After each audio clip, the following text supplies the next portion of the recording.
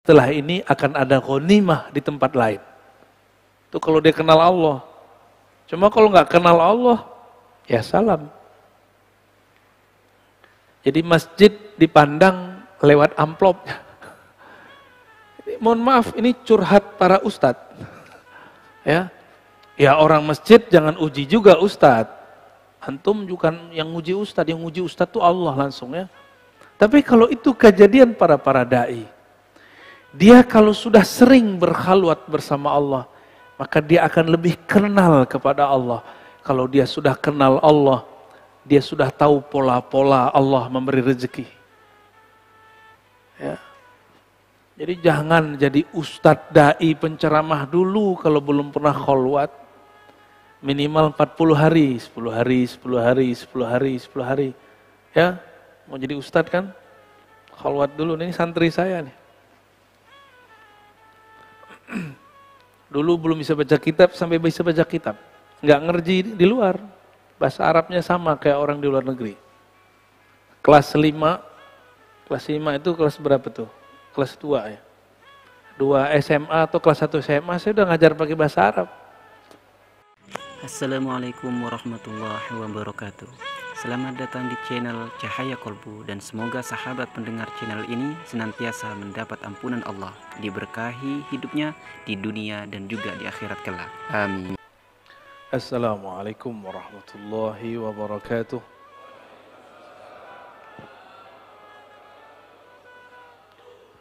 Alhamdulillah rabbil alamin. Wassalatu wassalamu ala sayyidil awwalin, sayyidil akhirin.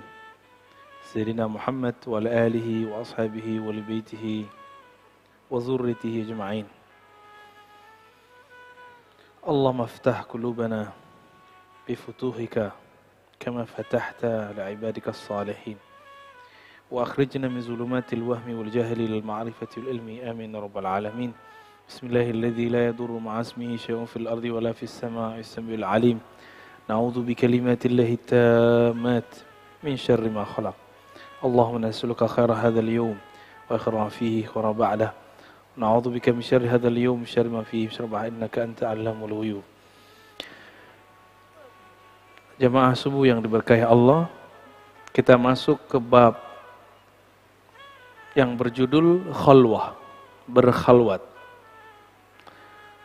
Berkhalwat secara bahasa berarti menyepi, bersunyi-sunyi, ya. Khalwat itu bersunyi-sunyi, gitu bahasa konyolnya lah. Ya.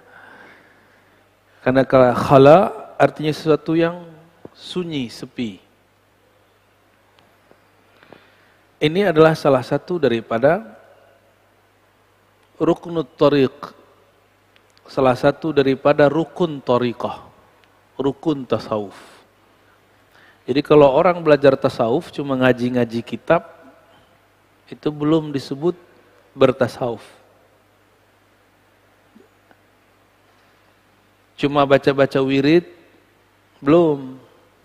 Cuma diskusi-diskusi, belum, masih jauh. Kalau cuma ngaji kitab namanya ilmu tasawuf. Di kampus banyak profesor doktor pakar ilmu tasawuf. Di pesantren banyak kiai-kiai ngerti kitab tasawuf. Tapi apakah dia bertasawuf belum tahu. Maka jangan heran beberapa kiai-kiai yang tidak bertasawuf secara amali, mereka sering malah mengejek ahli-ahli zikir. Usah belajar zikir, tergila. Para kiai. Kiai macam apa begitu tuh? Ya. Berhenti aja jadi kiai ya. Kalau enggak mengerti, uskut. Falyakul khairan au liyasmut. Itu sunnahnya. Kita coba lihat penjelasan daripada Imam Zarruq. Imam Zarruq ini salah satu mujaddid dalam ilmu kerohanian. Dia pakar mazhab Maliki dan menguasai tarekat Sufi. Thariqahnya namanya Syaziliyah. Beliau punya kitab banyak dan sangat bagus sekali, bisa menjadi jawaban bagi orang yang bertanya tentang apa itu tasawuf. Judul kitabnya Qawaidut Tasawuf, kaedah-kaedah tasawuf. Semua persoalan tasawuf dia jawab. Kata orang kalau udah sufi gila, dia jawab. Kata orang kalau sufi itu nanti meninggalkan dunia, dia jawab. Itu nggak benar semua. Kata orang kalau sudah jadi wali nggak sholat, itu nggak benar semua. Dijawab dengan dalil yang kuat. Di sini beliau menjelaskan mengenai apa itu khalwah. Kita sudah pernah membahas tentang uzlah. Uzlah itu menjauhkan diri dari keramaian. Masuk ke hutan, masuk ke goa. Itu uzlah.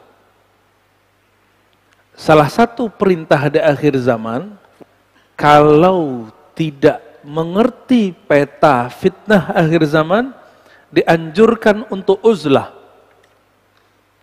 Ke gunung-gunung, ke hutan-hutan, supaya tidak terkena kekacauan akhir zaman.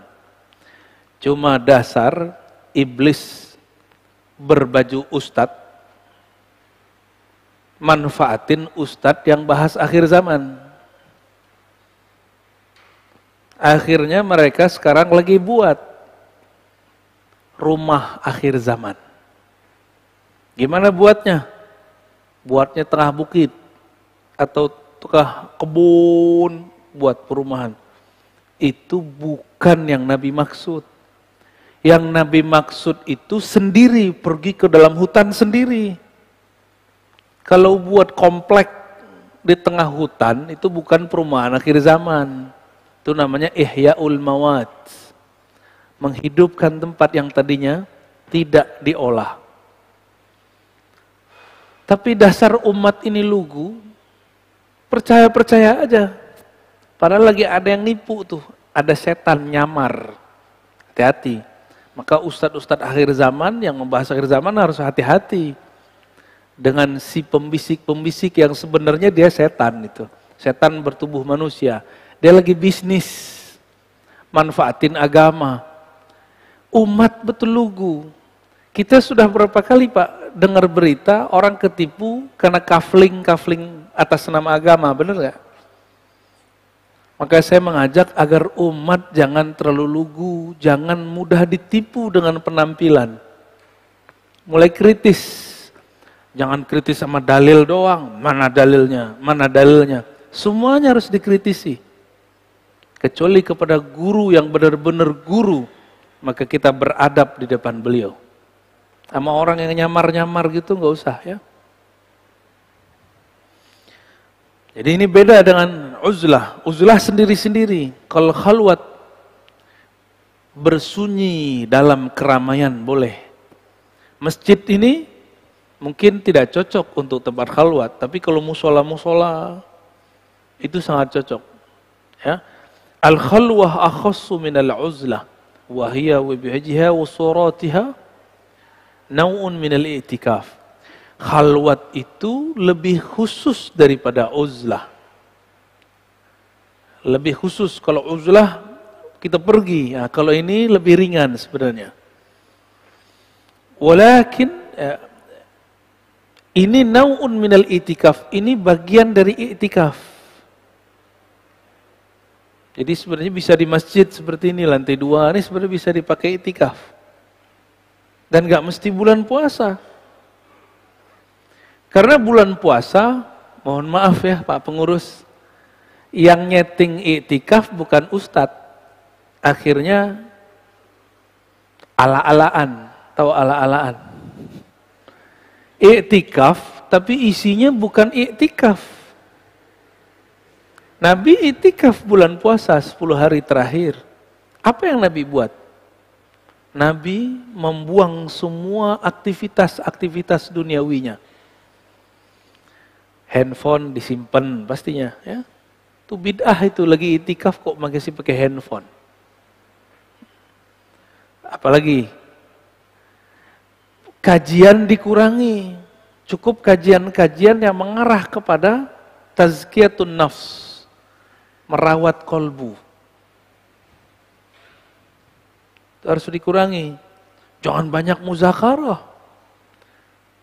Pengajiannya cukup 2 kali aja, pagi atau malam gitu. Atau sore sebelum berbuka. Jangan banyak-banyak. Banyakin waktu untuk tafakkur, untuk zikrullah, untuk khataman Quran, untuk sholat. Kita ini 11 bulan udah kebanyakan pengajian, ngamalinnya belum. 10 hari aja ngamalin. Maka ada namanya kurikulum iktikaf. Nanti kalau mau buat iktikaf di sini saya kasih kurikulumnya, dan saya ijazahkan. Nanti kita ada namanya risalatul iktikaf, risalah iktikaf. Ada panduannya dari bangun tidur sampai mau tidur lagi. Bahkan kalau perlu nggak usah tidur. Cuma 10 hari. Dan seumur hidup saya, itulah hari-hari terindah selain mengaji ma'rifatullah. Jadi hidup saya 2 aja. Ngaji ma'rifatullah itu nikmat sekali. Yang kedua iktikaf. Iktikafnya sudah nggak ngajar. Jadi nggak direcokin lagi sama jamaah. Kalaupun ngajar, yang kita ajarkan itu panduan iktikafnya. Ngapain lagi iktikaf? Ini zikir yang diamalin, ini adab yang dipakai. Itu nikmatnya bukan main. Kalau orang bilang lagi kasmaran, hanya aku dan engkau. Itulah yang terjadi kalau lagi iktikaf. Hanya aku dan engkau ya Allah. Nikmatnya bukan main. Man lam yazuk lam ya'rif. Yang enggak tahu, enggak pernah coba, enggak akan pernah mengerti. Tapi kalau yang pernah coba iktikaf Allah itu, mengerti maksud saya. Ya. Nau'un minal itikaf, dia salah satu bagian yang mirip dengan itikaf, bedanya tidak mesti di masjid. Jadi khalwat itu boleh di tempat yang di rumah kita ada ruang sholat, boleh.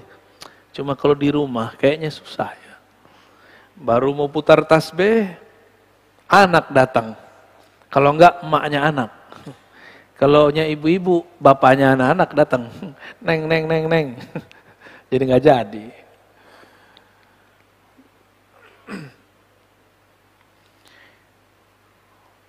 Walakin la fil masjid wa rubama kanat fi. Boleh di masjid, boleh di luar masjid. Nabi sebelum beliau bertugas jadi seorang rasul, beliau sudah nabi. Di mana beliau berkhalwat? Gua Hira. Nabi Musa, Tur Sina. Nabi Yunus, Goa Nun, perut ikan. Semuanya berkhalwat. Maka saya sangat menyarankan kepada santri-santri yang berkader jadi dai, dia harus belajar khalwat kepada mursyid-mursyid thariqah.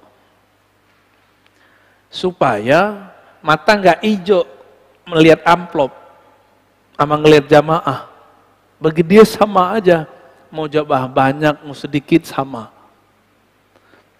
Kalau si dai ini tidak kenal Allah, tidak mengenal bahwa Allah ini maha memberi rezeki, maka dia marah jika kurang dihargai dengan amplop yang tipis. Ini serius Pak. Tapi kalau dia kenal Allah, dia datang suatu tempat bahkan nggak dikasih apresiasi apa-apa, nggak dikasih honor, apa. Dia tahu rezekiku tidak kemana. Berarti setelah ini akan ada ghanimah di tempat lain. Itu kalau dia kenal Allah. Cuma kalau nggak kenal Allah, ya salam. Jadi masjid dipandang lewat amplopnya. Mohon maaf, ini curhat para ustadz. Ya orang masjid jangan uji juga ustadz. Antum bukan yang uji ustadz, yang uji ustadz itu Allah langsung ya. Tapi kalau itu kejadian para dai, dia kalau sudah sering berkhalwat bersama Allah, maka dia akan lebih kenal kepada Allah. Kalau dia sudah kenal Allah, dia sudah tahu pola-pola Allah memberi rezeki. Ya. Jadi jangan jadi ustadz dai penceramah dulu kalau belum pernah khalwat. Minimal 40 hari, 10 hari. Ya. mau jadi ustadz kan, khalwat dulu, ini santri saya nih. Dulu belum bisa baca kitab sampai bisa baca kitab. Nggak ngerti di luar. Bahasa Arabnya sama kayak orang di luar negeri. Kelas 5 itu kelas berapa tuh? Kelas 2 ya. 2 SMA atau kelas 1 SMA saya udah ngajar pakai bahasa Arab. Mereka itu. Cuma kita kasih tahu dari dulu. Ustadz itu nggak hanya bisa baca kitab kuning. Nggak hanya yang bisa bahasa Arab. Kalau bisa bahasa Arab doang, orang Arab baru lahir bisa ngomong bahasa Arab. Bener? Ya, yang tinggal di Condet mah bisa pakai ane ente, kif haluk, ya bisa. Bukan itu. Ad-da'i ilallah, orang yang mengajak kepada Allah adalah orang yang tahu jalan kepada Allah. Saya mau ngajak Bapak Ibu ini ke puncak, tapi nggak tahu jalan ke puncak, diajak ke Banten. Kebetulan di sana ada namanya puncak. Tersesat nggak? Muter-muter nggak? Itu kejadian. Saya datang ke suatu tempat, kita bilang ke sopir angkot, Pak, saya mau charter Anda, tapi kamu tahu nggak alamat ini? Oh, saya tahu. Beneran? Tahu? 3 kali saya nanya. Oh, saya tahu. Kita diajak ke selatan, padahal kita mau ke utara, Pak. Itu kejadian. Maka da'i ini ada 2. Ad-da'i ilallah, da'i kepada Allah, ada da'i ila ghairillah.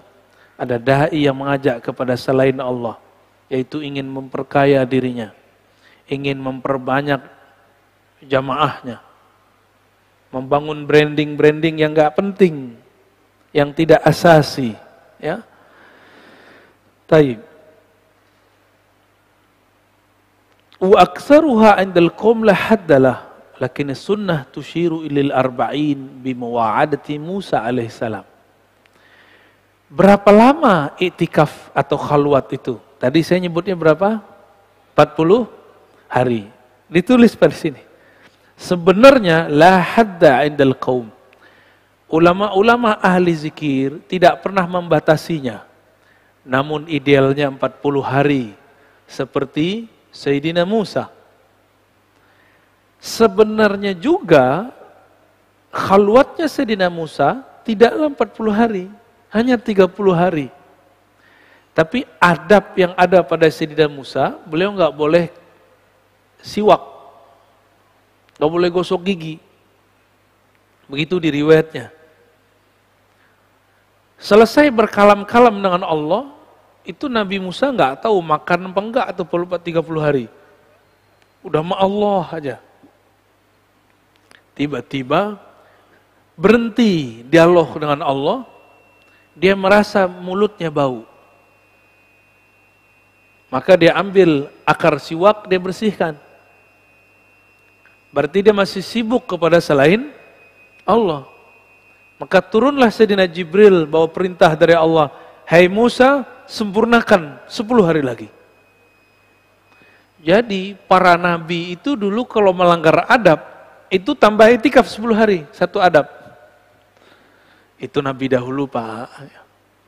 Kalau ulama sekarang zamannya rukhsah. Bener, mau dirukhsah ya. Tapi masih ada kiai kita yang ketat. Ya, di Banten ada Abu Yamun Fasir ya. Itu kalau datang cuma minum air putih. Berapa hari? 14 hari. Ajib.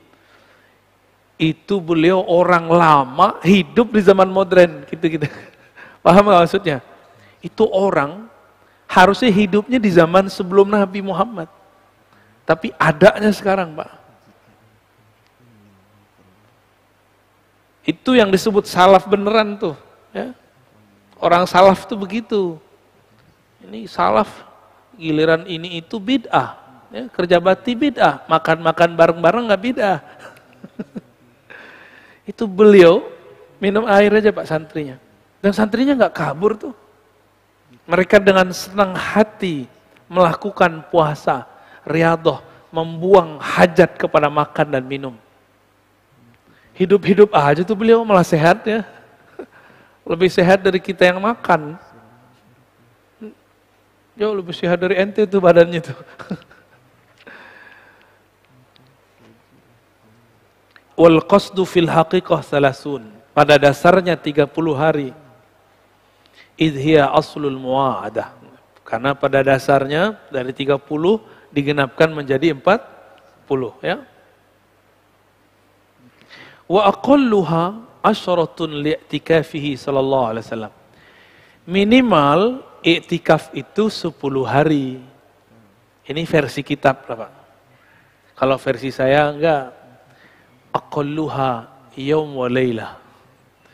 Minimal 1 hari 1 malam.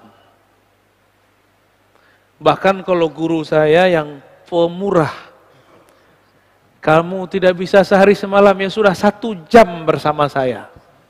Itu ada guru kita yang ngomong begitu. Tapi beliau ngomongnya sama siapa, Pak? Sama orang alim. Orang alim bisa menanggalkan kealimannya 1 jam usul kepada Allah. Langsung sampai kepada Allah. Langsung dia diterima di sisi Allah. Orang alim. Kalau orang-orang Badung kayak kita ini, gak cukup 1 jam, Pak. Harus berjam-jam, ya. Terima kasih sudah berkunjung di channel Cahaya Kolbu.